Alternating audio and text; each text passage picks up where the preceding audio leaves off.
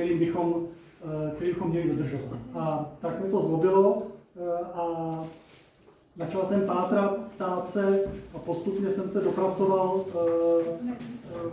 k tématu mezinárodního práva, kterému jsem se následně věnoval. Tady jenom ještě předtím výčet zhruba nějakých jmen, což jsou mezinárodně uznávaní právníci, odborníci na mezinárodní právo a případně i soudci, kteří byli v Mezinárodním soudním tribunálu. A četl jsem spoustu k tomu různých materiálů, abych zkrátka pochopil, co teda je za problém a jak to teda s tím Izraelem je.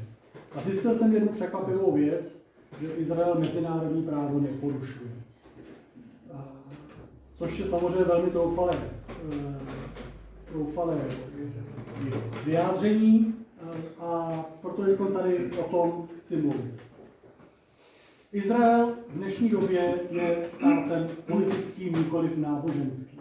To znamená, že musí fungovat v rámci politiky. V rámci politiky se někdy musí dělat i neúplně čisté věci a proto Izrael v žádném případě nedělá všechno správně.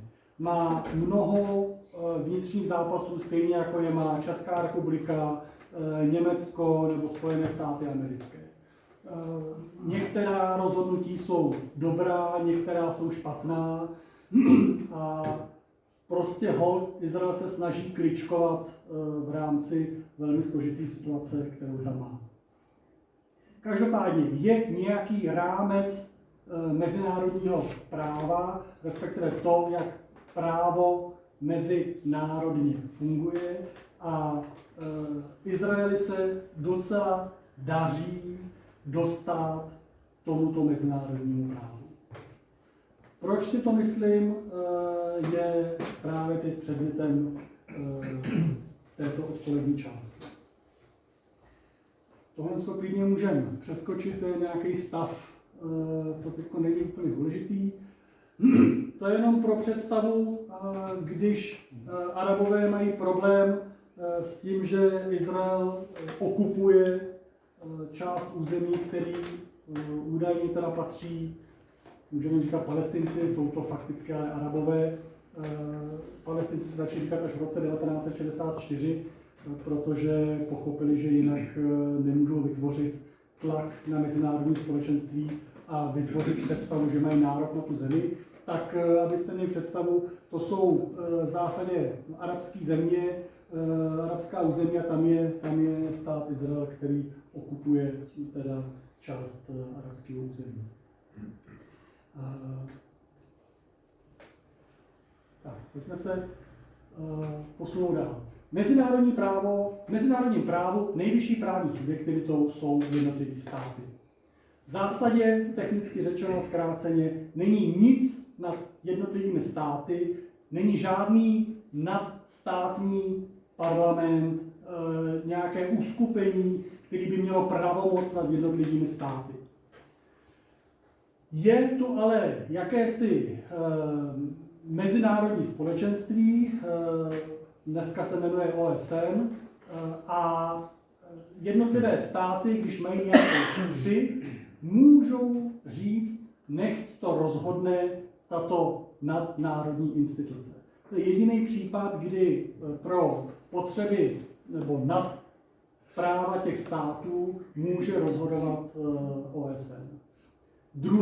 Druhý případ, kdy toto nadnárodní uskupení může nějakým způsobem zasáhnout do právní subjektivity jednotlivých států, je válečný konflikt, kdy pro potřeby zastavení toho válečného konfliktu může za velmi specifických a jasně ohraničených podmínek nějakým způsobem se vyjádřit pro potřeby, aby ta válka prostě přestala.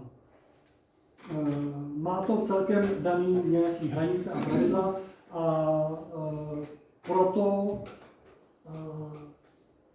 když slyšíte, že OSN něco rozhodlo, OSN něco tvrdí, tak je potřeba to vnímat právě z tohoto pohledu.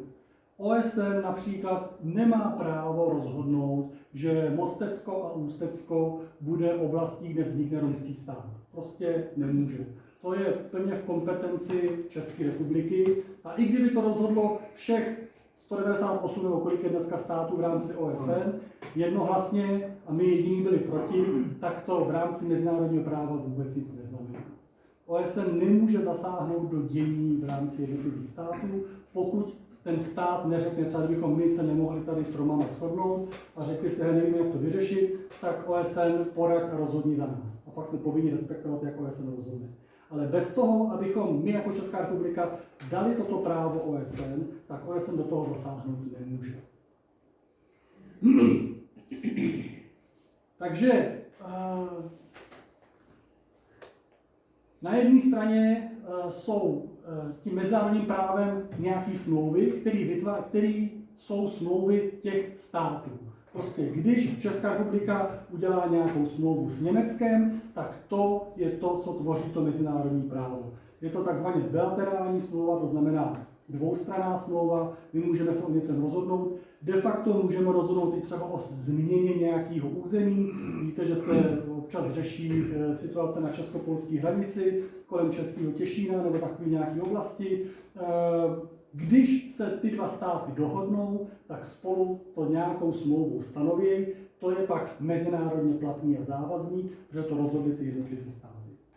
Druhým takovým bodem pro to, co platí v rámci mezinárodního práva, je něco, co se nazývá jako zvyk nebo zvykové právo. Prostě pokud se něco děje už hrozně dlouhou dobu, tak to prostě zkrátka je tím právem. A co netvoří mezinárodní právo, abychom si zároveň vyčlenili a pochopili, co teda to mezinárodní právo je. Posunu tam dál, děkuji. Tak. Vy znáte možná, že OSN má něco, co se jmenuje valné shromáždění, to znamená shromáždění všech těch států. OSN funguje tak, že každý stát bez ohledu na rozlohu a počet obyvatel má právě jeden hlas. To znamená, Amerika má stejný hlas, jako má Česká republika. A Čína má stejný hlas jako Vietnam. A ty mají nějaký valný shromáždění, prostě se tam všichni sejdou a něco rozhodnou, k něčemu se vyjádří. Tato rozhodnutí nejsou právně závazná, to není můj výmysl, také se stanovila sama OSN, ona při svém vzniku řekla, tato naše rozhodnutí valného shromáždění jsou pouze politickým vyjádřením, nikoliv právním.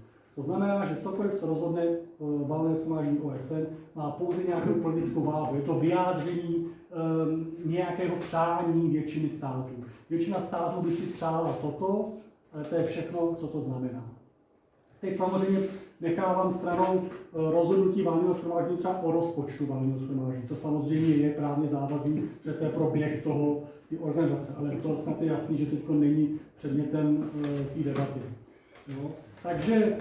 Takže veškerá rozhodnutí, kromě těchto, jako, jak říkám, účetní nebo nějaký hlasovací a podobně, veškerá rozhodnutí valného shromáždění vždycky jsou jenom politická rozhodnutí a nikdy netvoří mezinárodní právo.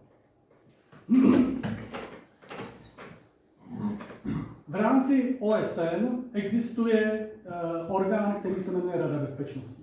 To je velmi specifický orgán, ten má nějaký vlastní uskupení, součástí nebo členy té Rady bezpečnosti jsou nějaký stálí státy, který z hlediska své moci, vlivu nebo síly, to znamená třeba Rusko, Amerika a tak, Británie, jsou stálými členy té Rady bezpečnosti. Znamená, tyto silové státy, které mají schopnost prosadit silou nějakých rozhodnutí, tak ty tvoří takzvanou Radu bezpečnosti. Z názvu je jasné, o co se jedná. Jedná se o to, že někdo se rozhodne zajišťovat nějakou bezpečnost. Z logiky věci tam jsou tyto silové státy a plus k nim je několik pár dalších států, vždycky na nějaký krátký období voleno. To znamená, že tam je zastoupeno jak ty silové státy, tak pak je to mírně vyváženo dalšími státy, které tam občas se stanou členy na nějakou krátkou dobu. My jsme tam byli taky svýho času jako těmi dočasnými členy té Rady bezpečnosti. Rada bezpečnosti, a to už je trošku komplikovanější, ta už se vyjadřuje k nějakým otázkám a velmi specifickým otázkám. Ta řeší opravdu problémy, které nastanou ve světě. Někde se někdo s někým hádá, třeba Arabové a Židé, nebo v Kongu, v Africe, nebo kdekoliv jinde, a ta Rada bezpečnosti o tom zasedá a nějak se radí, co dělat. Primárně jde o to, že se tam sejdou ty silové státy a řeknou, jestli už je čas do toho silově zasáhnout, i když se to děje v Kongu, tak jestli do toho zasáhne Amerika nebo zasáhne Rusko v rámci nějakého tak a dost a odtrhne od sebe. To je nejčastější důvod, proč ta Rada bezpečnosti se schází. Nejdřív vydá nějaké varování, řekne, hele bacha, hlídáme vás, koukáme na vás. Já vím, že si chcete dát pár facek, ale tak to má nějaký pravidla a brzo to ukončete. Když to nepomůže, tak pak se znova sejde ta Rada bezpečnosti a řeší, jestli teda má nějak silově zasáhnout. Rada bezpečnosti, jak je definovaná v rámci pravidel fungování OSN, tak k Radě bezpečnosti jsou v té chartě OSN 2 kapitoly, které jsou si velmi podobné v tom, co ta Rada bezpečnosti může a nemůže dělat. A de facto ty kapitoly říkají ty samé věci, akorát, že v jednom případě říkají, a tehdy Rada bezpečnosti tvoří mezinárodní právo.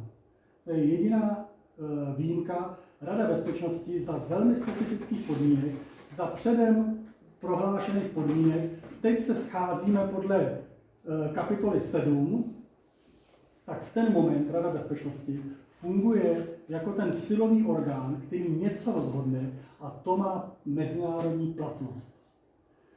Je to velmi ohraničený, nemůže si dovolit říct cokoliv, nemůže si třeba říct, že Rada bezpečnosti rozhodne, že v Laosu se budou pěstovat jablka a v Čechách budeme pěstovat banány, k tomu Rada bezpečnosti mandát nemá. Takže nejčastěji to funguje tak, že valné shromáždění nějakým způsobem jedná a třeba zaúkoluje Radu bezpečnosti a ta Rada bezpečnosti potom nějakým způsobem se snaží, nejčastěji ten konflikt, o který jde, to je de facto jediný důvod, kdy má smysl, aby Rada bezpečnosti něco řešila, tak nějakým způsobem zasahuje. Běžně Rada bezpečnosti, když neřekne jinak, tak funguje podle kapitoly 6 v rámci té definované charty OSN, což znamená, že ty její vyjádření jsou stále ještě politické. Ale už mají nějakou váhu v tom, že říkají, hele, jako nám se to nelíbí a nezapomeňte, že my máme sílu do toho zasáhnout. Jo, takže to je trošku silnější politické vyjádření než v rámci valného shromáždění OSN, ale stále to ještě netvoří mezinárodní právo. A když se Rada bezpečnosti rozhodne tak a dost a už to přesáhlo nějaký humanitární následky nebo něco, prostě nějaký rozsah, co už se jako dost znelíbí, tak může Rada bezpečnosti říct tak a dost a teď zasedáme podle kapitoly 7 a tím pádem máme mandát, že co rozhodneme, tak je mezinárodně platně závazný. Zkus tam dál, co tam je. Takže OSN samozřejmě to je shromáždění zástupců jednotlivých států. A OSN si zřídilo svůj poradní orgán, možná jako to znáte ze synodu, prostě na synodu jsou nějaký synodálové, ty nějak rozhodují, a když jsou nějaké složité otázky, tak je nějaký právní poradní orgán, který může poradit v rámci formulace nebo nutnosti na něco nezapomenout nebo něco ošetřit a podobně. Funguje i Mezinárodní soudní tribunál, který je poradním orgánem OSN. To znamená, že ani on netvoří mezinárodní právo. Znovu stále platí, že právní subjektivita je na úrovni jednotlivých států a ani Mezinárodní soudní dvůr nemůže svým rozhodnutím vnutit to jako mezinárodně platný rozhodnutí. Takže, ale oni zároveň fungují jako určitý poradní orgán. Třeba OSN chce udělat nějakou rezoluci a jde tam o nějaké právní vyjádření a právní kličky, tak oni to jako právníci, tam zasedají čistě právníci v tom soudním tribunálu, tak to se píšou tak, aby to bylo správně formulované. A taky, pokud jednotlivé státy, třeba 2 státy v Africe, se nemůžou spolu dohodnout, ale můžou říct, OK, nechť to naši 3 rozhodne mezinárodní společenství, tak to mezinárodní společenství nejčastěji řekne, hele, ty náš poradní právní orgáne, pomoct nám rozhodnout, co je jako právně správný. A tehdy se OSN obrátí na Mezinárodní soudní dvůr, Mezinárodní soudní dvůr vydá nějaké doporučení a OSN v tu chvilku má ten mandát, protože to dostalo od těch států a vydá nějaké rozhodnutí, nejčastěji v souladu s tím doporučením toho Mezinárodního soudního tribunálu. Takže, ale samo od sebe ten Mezinárodní soudní dvůr nemůže vytvářet mezinárodní právo. Tak, pojďme dál.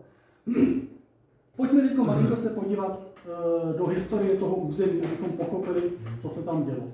Protože největší výtka, která vůči Izraeli plyne za poslední roky, je, že Izrael okupuje cizí území. Že je prostě zabírá území, který mu nepatří.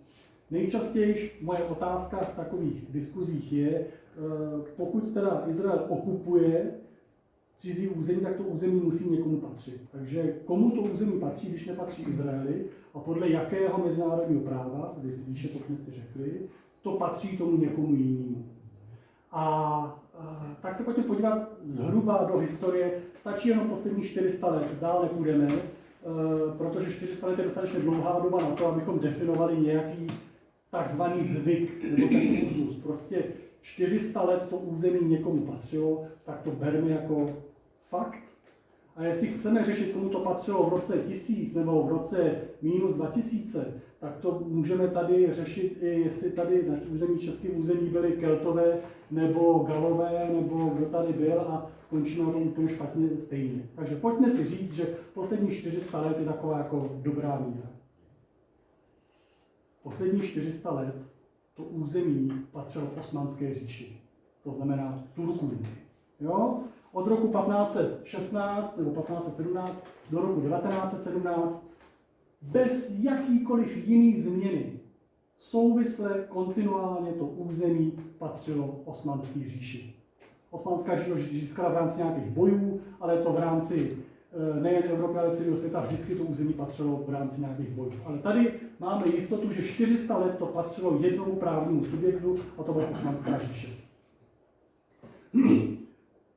V první světové válce se Osmanská říše přidala na stranu zla, to znamená na stranu Rakouska, Uherska a prohráli válku.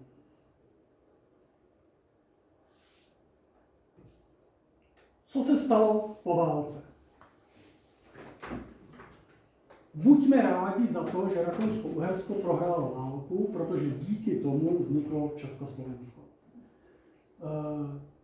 Je to jednoduchá myšlenka. Prostě tady byly nějaký velký říše, Rakousko-Uhersko byla celkem velká říše, Osmanská říše byla celkem velká říše a oni se rozhodli silově zmocnit agresivní dobyvačnou válkou celého světa. Nepovedlo se jim to, my jsme je odrazili a aby se to neopakovalo, tak je musíme nějak zmenšit. Prostě to je jednoduchá matematika. Prostě máte nějakého chlapáka, siláka a teď jste ho sice porazili, ale co mu brání v tom, aby za rok si na vás nepočkal znovu vás nešvihnul pěstí. Tak ho musíte nějak osekat. Díky tomu vzniklo Československo. Rakousko-Uhersko se dělilo a v rámci toho dělení jsme vznikli my. Zajímavost, dva nejpočetnější státy na území Československa v roce 1918, kdy vzniklo Československo, nebyli Češi a Slováci. Přesto vzniklo Československo. Dva nejpočetnější národy na území Československa byli Češi a Němci. Takže kdybychom na to hleděli perspektivou, koho je na tom území nejvíc, jeho stát vznikne, tak vzniklo Česko-Německo, nikoliv Československo.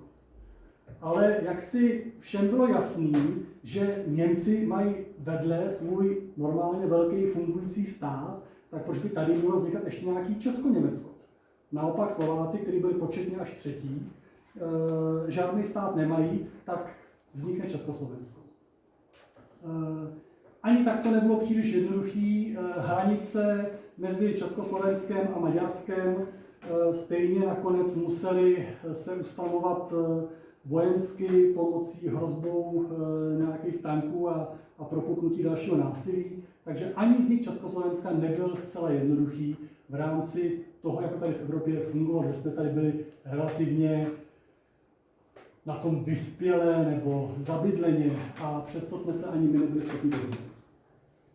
Území Osmanské říše se dělilo úplně stejně. Opět, podobně jako Rakousko-Uhersko, se rozseklo na nějaké menší státy, tak i Osmanská říše se dělala na nějaké menší státy. Díky dělení Osmanské říše vznikly státy, jako je Sýrie, Libanon, Irák, Jordánsko a Izrael. Pokud někdo tvrdí, že Izrael vznikl protiprávně nebo nemá existovat, tak stejné smlouvy, které platily pro vznik státu Izrael, tak platí pro ty všechny ostatní. To znamená, prostě buď ten člověk dělá bordel na celém Blízkém východě, protože zruší hranice Sýrie, Libanonu, Iráku a Jordánska, aby teda mohl říct, že neplatí hranice státu Izrael, nebo musí respektovat to, jak tenkrát to dělení vzniklo. Situace, která byla v té oblasti, o které se tam teda blíž budeme bavit, to znamená tahle oblast, Sýrie, Libanonu, Iráku, Jordánska a Izraele, byla složitější než situace v Evropě v rámci dělení Rakouska-Uherska, protože tyto oblasti byly velmi chudý, byly vlastně velmi zanedbaný, byly hodně liduprázdný. Víte o tom, že, nebo vám to říkám, prostě v Izraeli na tom území, o kterém se teď bavíme nejkonkrétnější, bylo mnoho močálů, bažin nebo pouští, zkrátka neúrodných území. A to mezinárodní společenství, kterým tenkrát nebylo OSN, ale byla Liga národů, což je předchůdce OSN, tak v rámci té situace po válce prostě bylo potřeba nějak tohle rozhodnout.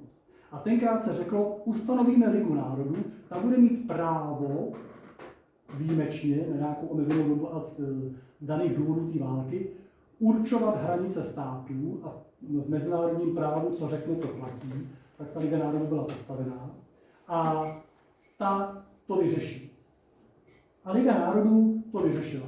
Rozhodla, které území bude patřit Sýrii, tenkrát ještě Libanon byl součástí Sýrie, později se Sýrie rozdělila na muslimskou a křesťanskou část, kdy dnešní Sýrie byla určena pro muslimy a Libanon byl oddělen ze Sýrie jako stát křesťanský, aby nedocházelo k nějakým střetům, který tam docházelo.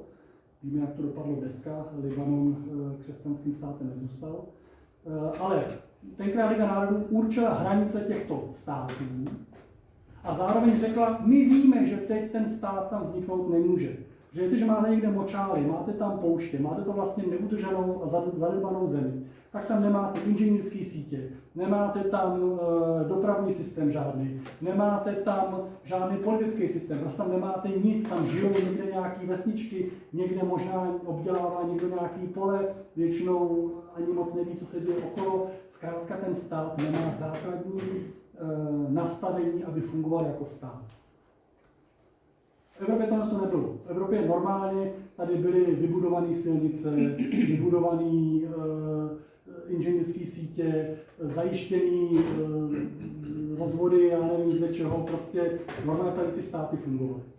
Proto mohla Československo vzniknout hned a nemuselo se na nic čekat. Tam v té oblasti, v žádný z těch oblastí, to nebylo natolik připravené, aby tam mohl vzniknout samostatně fungující stát. Potřebujete mít nějaký politický systém, který nastaví nějaký bankovní systém, aby byly vztahy se sousedy v rámci výměny zboží, výměny měny, transport, jako transfer lidí přes hranice. To všechno bylo v Evropě, ale nebylo to na tom území Blízkého východu. A proto tenkrát to mezinárodní společenství Liga národů rozhodla, tady bude stát Sýrie, tady bude stát Irák a do doby, než ta země bude připravená na to, aby mohla vůbec fungovat, tak se ustanoví tzv. Mandátní systém. A vzniklo něco, co se jmenuje, a i ty smlouvy všechny, které tenkrát byly definované, řekly, toto je mandátní území. Mandátní území je klasický poručnictví. To znamená, zemře u rodiče, zůstane jediný potomek, malý dítě, a to dítě zatím nemá na to, aby mohlo fungovat samostatně, nemá vlastní právní subjektivitu, není schopný řešit úřady a já nevím, co všechno ostatního. Úplně stejně jako ty státy vlastně byly malými dětmi a potřebovali dorůst a dospět do stavu, aby mohli fungovat samostatně. A známe systém poručnictví, to znamená, že se stanoví nějaký poručník, který říká, spravuje veškerý majetek, ale je jasně řečeno, že ten majetek není jeho. Ten majetek je toho dítěte a ten poručník má nějaký práva k nakládání s tím majetkem, je pod nějakou kontrolou, ještě třeba v našem systému jako soudním, to znamená, někdo na to dohlíží, že ten majetek nezneužívá. Tomu se říká mandátní systém. To znamená, že ke každému tomu státu, který tam byl rozhodnutý, že vznikne, tak se zároveň stanovilo a poručníkem této zemi bude Francie. Poručníkem této zemi bude Británie, například. A vznikly tyhle mandátní smlouvy. Ty vznikly v roce 1922. A v roce 1922 se rozdělilo to území Osmanské říše v této oblasti tak, že tam nahoře, mám tady vlastně, tady nahoře potom blíž pokračovala Sýrie a poručníkem byla zvolená Francie. Tady potom, tenkrát se tomu říkalo Mezopotámie, ale je to dnešní Irák, a poručníkem byla zvolená Velká Británie. Tady v tom území celého Bílého bylo mezinárodně platnou a závaznou smlouvou Ligy národů rozhodnuto, toto bude stát Izrael. Zatím na to nemá, aby mohl fungovat jako stát, a jeho poručníkem bude Británie. To znamená, Británie se postará o to, aby tam fungovalo všechno možné. Prostě to, co všichni známe, k tomu, aby mohl fungovat normální stát. To není úplně území, který dneska patří státu Izrael. Ale tohle to bylo rozhodnuté, že bude stát Izrael. Na tom území žilo mnoho národů.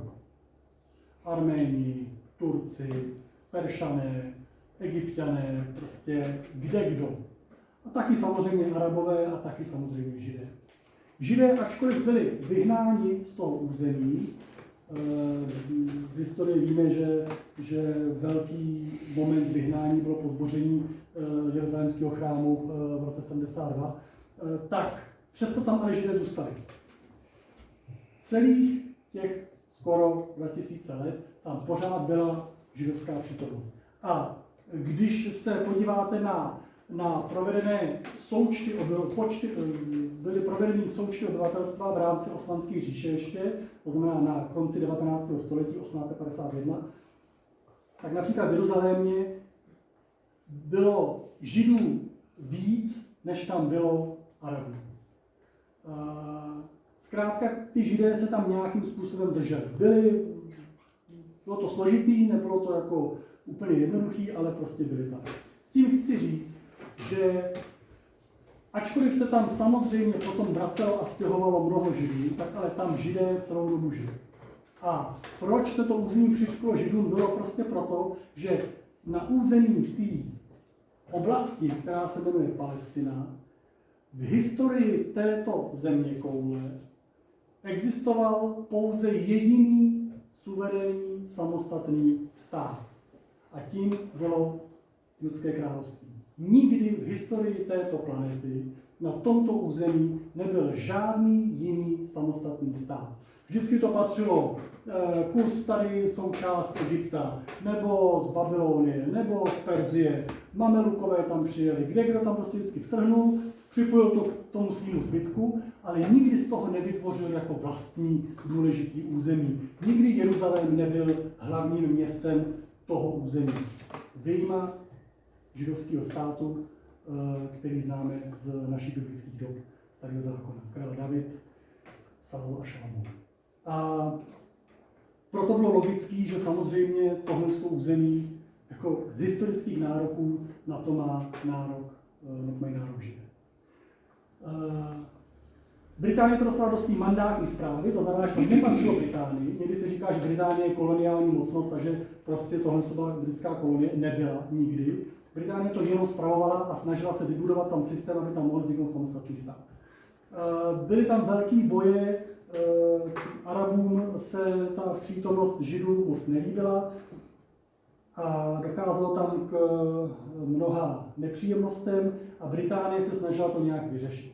A Británie tenkrát to vyřešila kulantně, řekla, víte co, po tomto území se v zásadě hádají dva národy. Pomeneme za chvilku ostatní národy, Arabové a Židé tam byli de facto nejpočetnější, tak se prostě o to hádají Arabové a Židé, dobře. Tak to rozdělme. Část, zhruba 80% z toho území, dáme Arabům. My jako Británie jsme jim to stejně slíbili, protože část Arabů nám pomáhala v rámci první světové války a my jsme jim slíbili, že dostanou tady to území, takže my to stejně musíme udělat. Takže pojďme to udělat. To znamená, že to, co je od Jordánu na východ, bude patřit Arabům a to, co je od Jordánu na západ, tak bude židovský stát. A zdálo se, Židé s tím souhlasili. Židé řekli, OK, dobře, jestli tohle je momentální přání, my jsme ochotní to respektovat a nám bude stačit tohle území. To je jenom k tomu, že se používá výtka o tom, jak Izrael se snaží dobývat a obsazovat cizí území. Ne, Izrael byl spokojený s tím, co mu bylo přiděleno tím poručníkem, a proto jsem mi tu mapu tady posílal, protože Izrael vlastně byl v klidu, protože si říkal, ano, Hospodin nám zaslíbil nějaký území a to je v pořádku. My to území vlastně máme a jsme spokojení. Víc nepotřebujeme. Takže jestli muslimové potřebují svých 80%, OK, dobrý, my jim to klidně necháme. Takže takhle vzniklo Jordánsko. Mezinárodní právo a hranice Jordánska jsou určeny mandátní smlouvou a hranicí, která se rozhodla, že bude tady v těch místech. Kdo dneska tvrdí, že Izrael okupuje cizí území a že hranice státu Izrael jsou jinde, než jsou definované v rámci mandátní smlouvy, tak vlastně zrušil Jordánsko. A musí, pokud řeší Izrael, musí řešit i Jordánsko, protože právě rozhodnul, že Jordánsko neví, kde má svoje hranice. To jenom abych ukázal na to, že to není úplně tak jednoduchý, jak si někdo myslí, že Izrael prostě okupuje cizí území. No, ale tak to něco znamená, že jestliže okupuje cizí území, tak území koho?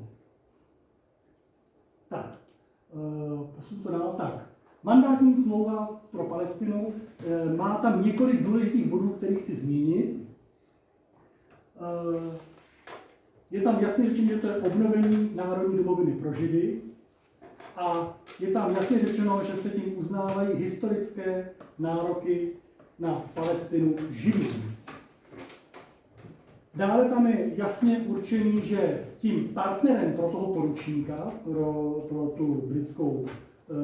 tu Británii, je něco, čemu se říká židovská agentura, prostě Židé si zvolili svý zástupce, ty se sdružili v rámci židovské agentury a ty řešili všechno. Ta židovská agentura funguje do dneška, když třeba kupujete nějaký stromy nebo něco, tak to všechno řeší židovská agentura. Takže řeší pozemkový fond a stále se stará v rámci nějaké struktury o ten stát Izrael. A ta židovská agentura spolu s poručníkem řešila všechno a mimo jiné i osídlení samozřejmě. Prostě přijeli nějaký Židé, potřebovali někde bydlet, tak s tím něco uděláme. Židovská agentura to pomohla zrealizovat. Prostě se rozhodlo, tam v té bažině nebo tam na tom kopci, tam to prostě vybudujeme a ta židovská agentura byla ten výkonnej, co rozhodovala a pomáhala s tím osídlováním. Tak, poslední bod je takový jakože trošku sporný. Prostě to, co udělala Británie o tom vzniku Jordánska, by se dalo považovat za porušení mezinárodního práva. Británie k tomu de facto právo neměla. Ona to trošku rozhodla, trošku mocensky, ona byla silovým státem, jedním z těch, co byli významným státem, který zasáhnul v rámci první světové války a tak využil té svojí síly a moci, prostě něco rozhodnul a ta Liga národů neměla koule na to, aby to prostě nějakým způsobem skrouhla krovky Británii. Ale z hlediska mezinárodního práva je to, co provedla Británie, de facto neplatný, kdybychom chtěli fakt být přísní z hlediska mezinárodního práva. Tak, ale bereme to jako zvykový právo. Prostě nějak se to rozhodlo, nějak už to jako je úzus, tak to bereme jako fakt. Pojďme dál. Tak, tady jenom shrnutí toho, co teda s tím mandátní smlouvy, co to znamená. Důležitý pro mě je bod 4. Ta mandátní smlouva řekla, že se obnovuje Národní domovina pro Židy. To znamená, že tady nevzniká žádný nový stát. To není tak, že někdo říká, no tady někdo rozhodl, že tady vznikne nový stát pro Židy a ty se sem teď nastěhovali a z toho vznikl ten bordel. Ne. Ta mandátní smlouva, která je mezinárodním právem, rozhodla, že ten obnovení domoviny pro Židy. Tak, pojďme dál. Takže potvrzeno, Liga národů o tom nějak rozhodla a když Liga národů skončila, to bylo na sklonku druhé světové války, prostě se poznalo, že Liga národů nestačí, musí být něco jiného, vznikl OSN a OSN při svém vzniku a ve své chartě v článku 80 říká, my přebíráme veškerou právní závaznost z rozhodnutí Ligy národů. To znamená, že v chartě OSN, při vzniku OSN sama řekla, to, co rozhodla Liga národů, je právně závazný a platí to i nadále. To, že už Liga národů neexistuje, neznamená, že ty právní závazky neexistují. Jo? Takže OSN samo potvrdil, že co rozhodla Liga národů, platí. Tak, pojďme dál. To můžeme přeskočit. Takže tohle je to, co potom vzniklo a tohle je dnešní Jordánsko. Tak, pojďme dál. No jo, jenomže těm Arabům se to stále nelíbilo. I když měli těch 80% toho celkového území rozhodnutý, že bude jejich, a připomínám, jenom pro zajímavost, bylo to území, kde Židé nesměli být. Kdežto to, co zbylo Židům, tak bylo územím, kde Arabové směli být. To znamená, že si představte dost šílenou situaci. Arabům se nelíbí, jak Británie rozhodla, že oddělí 80% pro Araby, ale přitom platilo, že Arabové můžou být jak na těch 80%, tak na těch 20%. Ale Židům bylo přikázáno, že musí zůstat na těch zbylých 20%. Takže Arabové mohli být na 100% území a Židé pouze na 20%.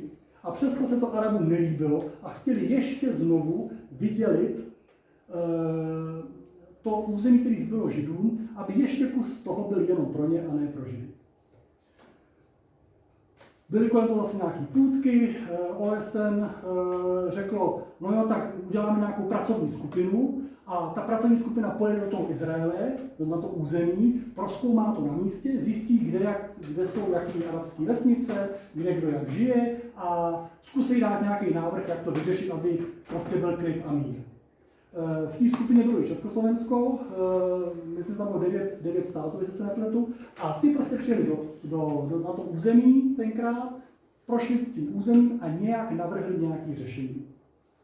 To přednesli valnému shromáždění OSN a valné shromáždění OSN řeklo, výborně, máme tady nějaký návrh na stole, tak pojďme udělat rezoluci, že takhle si přejeme, aby to bylo. A vznikla rezoluce číslo 181 z roku 1947 v listopadu, která rozhodla, že to, co je tou barvou, poraďte mi ženy, vy umíte barvy, já moc ne. Písková, okrová nebo něco, tak tou barvou to bude patřit Arabům a to bílý bude patřit Židům. Jeruzalém byl určen, že nebude patřit nikomu, počká se asi 10 let a pak se o tom nechá hlasovat a rozhodne se, komu ten Izrael bude patřit. Slavnostně to odsouhlasili a já se vás teď ptám. Rezoluce valného shromáždění OSN je právně závazná? Není. Izrael s tím přesto souhlasil. Izrael řekl, ach jo, zase nás Židy ořezáváte, ale jestli to bude znamenat, že konečně budeme mít kus území, který bude naše, tak my s tím teda souhlasíme.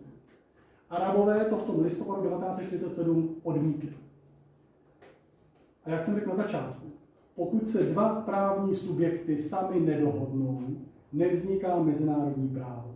Kdyby byli bývali Arabové, tenkrát v rámci toho mandátního systému, oni měli nějaký vlastní zástupce, stejně jako židovská agentura.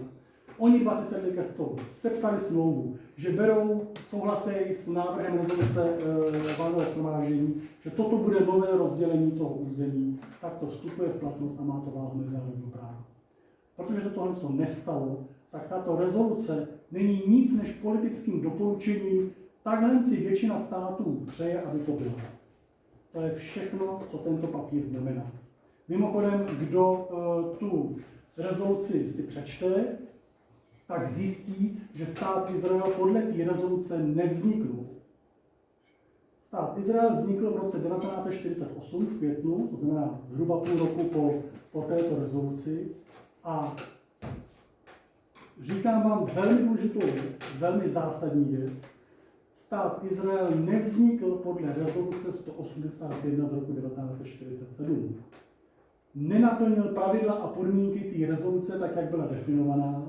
A Ben Gurion, což je židovský právník, který byl také potom prvním ministerským předsedou a stál u vzniku prozatímní vlády státu Izrael a vlastně založil ten stát Izrael spolu s dalšími, tak ve svých poznámkách, respektive ve vzpomínkách, které potom byly sepsané, tak ta prozatímní vláda v květnu 1947, předtím, než vznikl ten stát, tak se ta prozatímní vláda scházela a teď řešila různé přípravné otázky.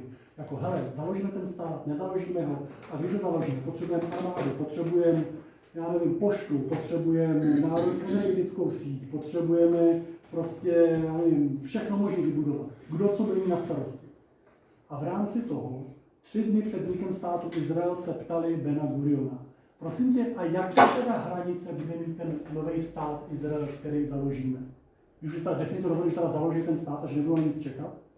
A Ben Gurion řekl, my musíme se držet právních smluv. My si nemůžeme vycucat z prstu něco, co nemá oporu v mezinárodním právu, řekl Ben Gurion. A mezinárodní právo nám hranice stanovuje naprosto jasně, my je musíme respektovat. Je to Liga národů a je to celé území, tak jak je definované. A Ben Gurion řekl, k tomu dodal, ano, já vím, že to území není ubránitelné a že pravděpodobně hrozí, že o část toho území přijdeme, nebo vůbec nevím, co se bude dít. Ale jako z právního hlediska Ben Gurion řekl, vyhlašujeme stát Izrael na právně závazných smlouvách, což je Liga národů z roku 1922, modifikovaná Velkou Británií, to znamená tohle. A takhle byl vyhlášený stát Izrael. Takže ne podle rezoluce 181. Okamžitě druhý den byl Izrael napadený všema okolníma arabskýma státama a dokonce ještě Irák, Irán tam poslal svoje speciální jednotky a svoje vybavení a svoje zbraně a začala takzvaná válka o nezávislost. Válka o nezávislost trvala do roku 1949 a pustám, jestli tam mám potom ještě dál, tak. A výsledkem války o nezávislost je tohle území. To znamená, tady si všimneme, že Egypt zabral a rozšířil své území a tady si všimneme, že Jordánsko, jak zaútočilo z východu, tak zabralo kus území. Toto je stav v roce 1949, stav příměří. Toto není mír. Toto je pouze příměří. Prostě ty tanky, jak se zastavily někde, tak ty generálové, to znamená egyptský, jordánský a izraelský generálové, si řekli, tak válku ukončíme, uzavřeme nějaký příměří, přestaneme na chvilku válčit. A vzali mapu Izraele, vzali co zrovna měli po ruce, což byla zelená fixa, a nakreslili, kde dneska stojí ty tanky proti sobě, a mezi nimi nakreslili tu linii. Tím vznikla v roce 1949 takzvaná zelená linie, to prostě byla zelenou fixou na mapě nakreslená čára toho, kde zrovna aktuálně stály tanky proti sobě, a to byla hranice příměří. To dál. V roce 1967, čili po 19 letech příměří, vypukla válka, která se jmenuje šestidenní. A to proto, že trvá 6 dní. Jak dlouho trvá 30 válka? 30 let. Kolik teček má slunečko 7? Tak, jak dlouho trvá šestidenní válka? Trvá 6 dní. Bývá Izrael obviňován z toho, že je agresorem a že začal válku a napadnul Jordánsko, napadnul Egypt. Není to pravda. Z hlediska mezinárodního práva Izrael agresorem nebyl, protože nebyla uzavřená mírová smlouva. Ta válka neskončila. Válku, kterou agresivně rozpoutalo Jordánsko, Egypt, Sýrie a další státy, byly pouze přerušený příměří. To znamená, že Izrael maximálně porušil příměří, ale nevyvolal válku. Bylo to pokračování války z roku 1948 a Izrael v tom roce 1967, posun to prosím tě dál, ještě Davide, ještě pojď kousek. Jo, možná tady na chvilku zastav. V roce 1949, když se uzavřelo to příměří, co nebylo mírovou smlouvou, ale pouze příměří, tak Jordánsko do toho příměří na svoji vlastní žádost nechalo implementovat jeden důležitý bod. Jordánsko řeklo tak, a chceme, aby v té smlouvě o příměří bylo jasně řečený, že ta zelená linie není státní hranicí. Proč? Protože Jordánsko chtělo pokračovat dál.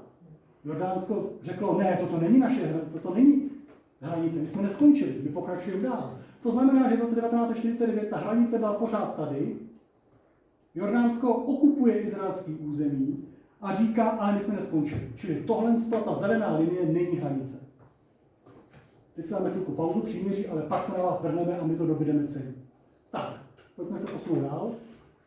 Takže když někdo dneska mluví o tom, že Izrael se má vrátit zpátky do hranic z roku 1967 a do hranic tzv. Zelené linie, tak se vlastně vrací do ne hranic, ale nějaký zelený čáry na mapě, a ne z roku 1967, ale z roku 1949.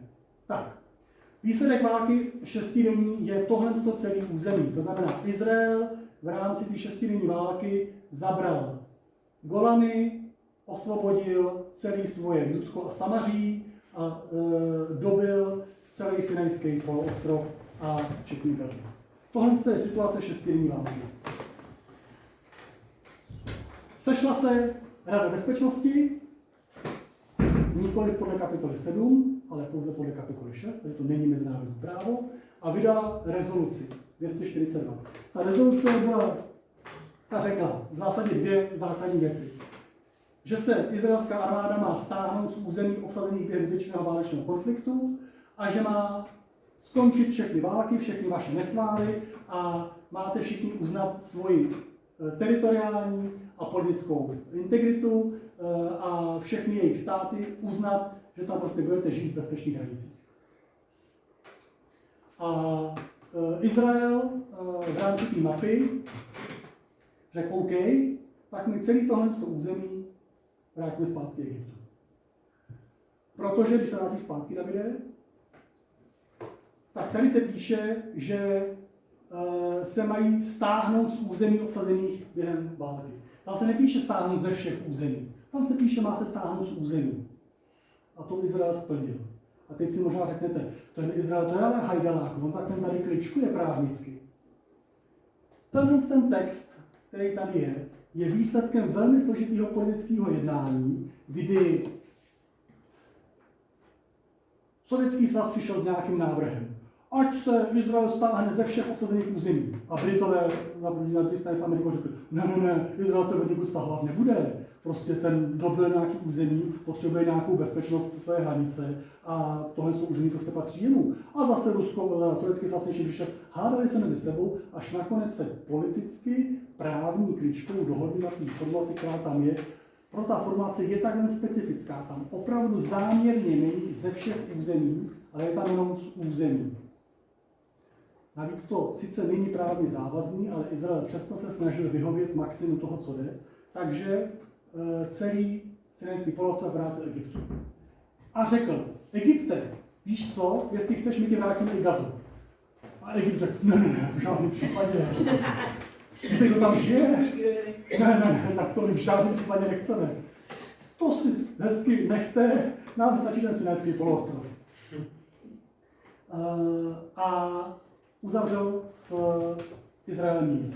Za to, že uzavřel s Izraelem mír, tak byl v lize arabských států vyloučen, protože prostě s Izraelem se mír neuzavírá, s Izraelem se nejedná, Izrael se musí vraždit.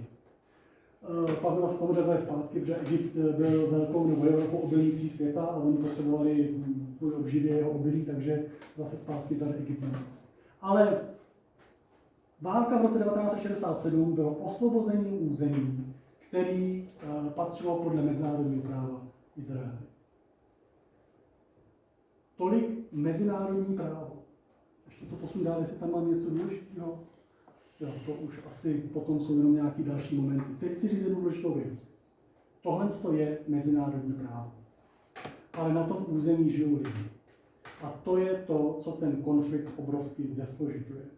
Kdybychom byli jenom roboti, jenom stroje a mohli jsme říct, toto je právo, takhle to bude a nazdar, tak to je jednoduchý. Ale tak jednoduchý to bohužel není, protože se tam nacházejí živé lidské bytosti, které tím samozřejmě nějakým způsobem trpí. Izrael v roce 1948, když vzniknul, nabídnul občanství všem lidem, kteří žili na tom území státu Izrael.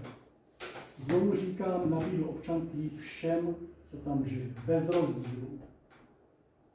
Na tom území žili i Arabové a 160 000 Arabů v době, kdy vypukl válečný konflikt, požádal o občanství státu Izrael a dostali ho.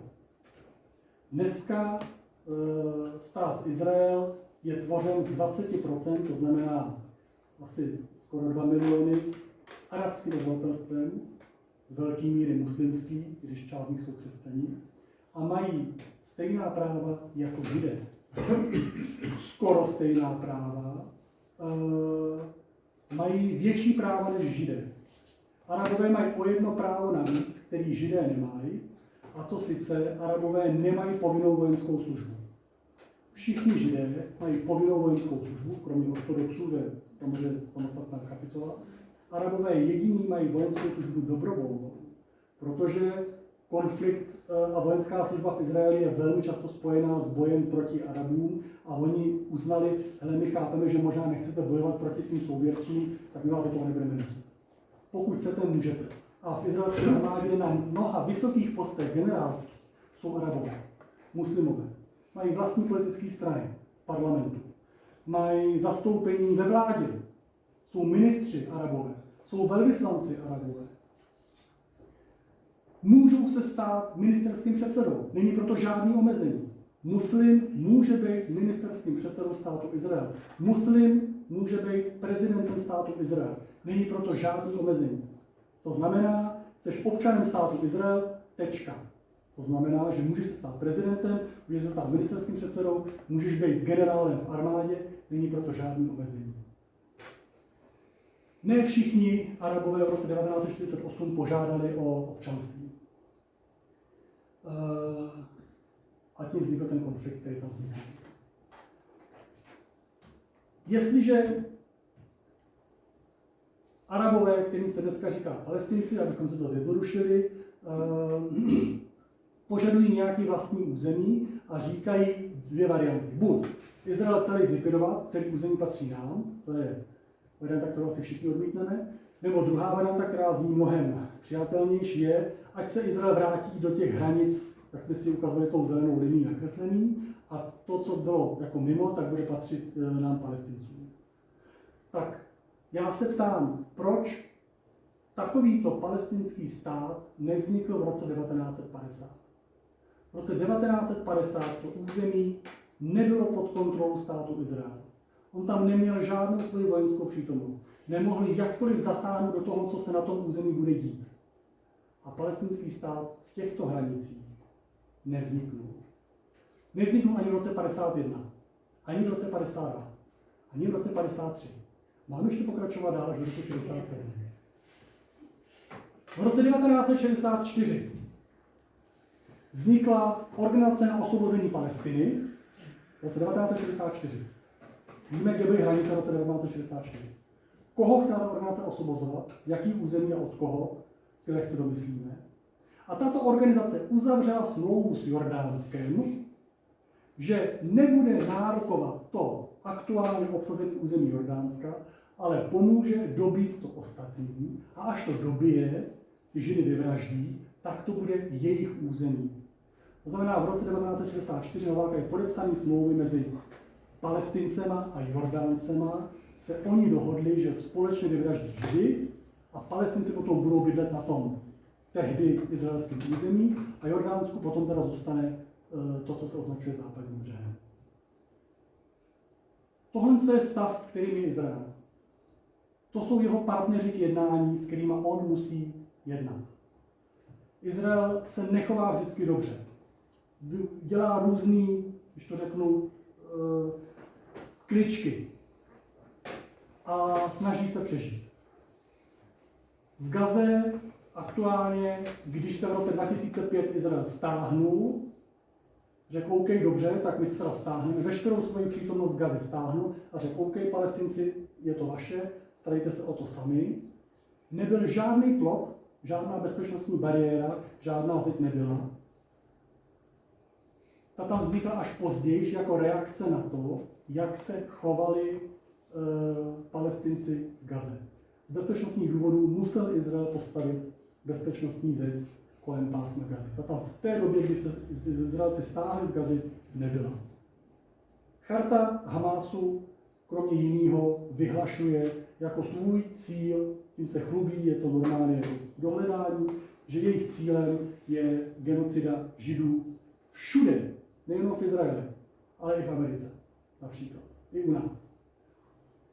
Znak Hamásu, znak Fatáhu, všude, když se na ty znaky podíváte, jejich vlajky, tak je tam piktogram toho území a je tam celý stát Izrael. Žádný jenom výřez pásma Gazy nebo výřez Judska a Samaří. Ne, je tam celý stát Izrael. To jsou partneři k jednání, který Izrael má. Má velmi těžkou úlohu a je problém, že do této úlohy byl vnucen a vsazen mezinárodním společenstvím. OSN, Evropská unie, Amerika posílají obrovské množství peněz Palestincům. OSN vybudovala školy v pásmu Gazy, které ale vyučují o nenávisti k Židům. To jsou normální materiály pro výuku dětí a je jim uváděno, že sláva Alláhovi za každého mrtvého Žida. Takže poté, co Západ nějakým způsobem tam natahal bordel a obrovský jed a špínu na to území, tak teď řekne, a teď se Izrael o to postarají. A Izrael musí dělat špinavou práci, při který se sám ušpiní a která nejde dělat čistě. Bohužel. Znamená to ztrátu na lidských životech, znamená to velkou humanitární krizi, ale je to něco, co Izrael neplánoval a snažil se od začátku, od svého vzniku, kdy řekl, pojďte všichni se stát občany našeho státu a pojďme společně budovat. Tak zažíval jenom odmítnutí a nenávist.